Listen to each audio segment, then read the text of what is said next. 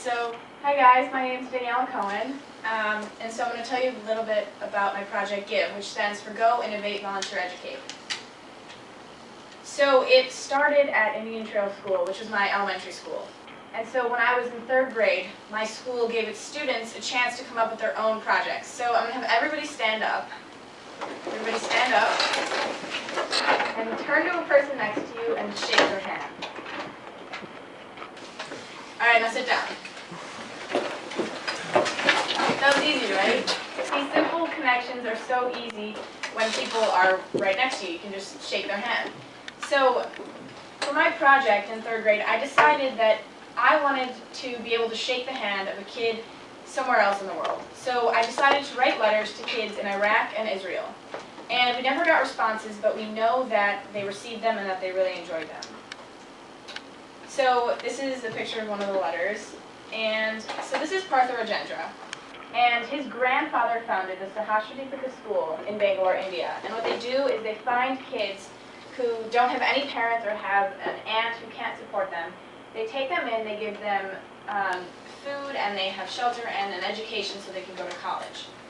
And so over my 5th grade year, my sister went to a summer program and met Partha, and we decided to join forces and form GIVE. So at the time, I moved into 6th grade at Elm Place Middle School, and I noticed there was a lack of connection and a lack of cultural understanding. So we wrote letters to the Sahasradipika School. And the first letter is my letter to my buddy Suma, and the second letter is my friend Lily writing to her buddy. We exchanged letters a few times, and it was really, really awesome to see that we were actually getting responses and we were making a difference. So we had my class write letters, and we also had the Boys and Girls Club of Virginia write letters. And so in March, I got to go to India, and I met my buddy Suma, and here we are, and it was really, really great to be able to see the kids. And while I was there, we Skyped with my class, so they were able to see their buddies, and this was really great so they could see their buddies in person and be able to talk to them. So Partha and I, when we were visiting the school, we realized that the education was not good enough for the kids. So we both taught classes, but we knew we needed something more. So Partha's going to the school in August, and we're piloting our first knowledge server. And so it's going to be on an APC, which is like a small computer, for $49. So imagine you have this computer, and you log on to the computer, and you have all of this access to knowledge, such as it's going to be basically like a Khan Academy or like a Wikipedia. And it's censored, so no bad content, and it's very accessible to the kids. And so, yeah, it's going to have information like Khan Academy and Wikipedia. And so another part of our project is that we do this thing called flip-flops of hope. And so we order large amounts of flip-flops, and we send them to kids who have no shoes. So here, what we do is we sign the flip-flops. We have people in our community to sign them and to write letters of hope, to write messages of hope, such as Illinois says hi, or I believe in you.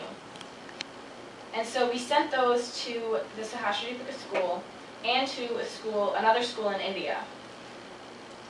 And so some of our partners, again, the Guriya School, which is where we sent the letters, AFCAD, Sahasradipika, Boys and Girls Club, and my school.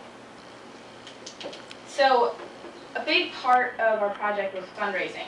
I gave talks to my Rotary Club to receive grants, and I won the Prudential Spirit of Community Award for $1,000. And so that's usually how we provide funding for our letters and our flip-flops. But there were a lot of barriers along the way. First being that my co-founder lives in Virginia, and he is attending college right now, so that was pretty hard. But also the fact that there were a lot of language barriers. We found translators to translate the letters, so that was one way to get over the barriers. And so the idea that I'm going to leave you guys with is that ideas evolve. When I started my project 2 years ago, I didn't think I would be doing such a large-scale thing. It was a simple idea. Let's write letters to this this school and connect and see if there are any results. And this picture is relevant because when the telephone was created, nobody thought it would be the main way of communication. And now it's this computing device, and it's handheld. And it's just something, so you don't have to set out to be something large. You can start with a simple idea and things will quickly escalate. So this is our website and that's my email, so you can ask questions at the end. Thank you.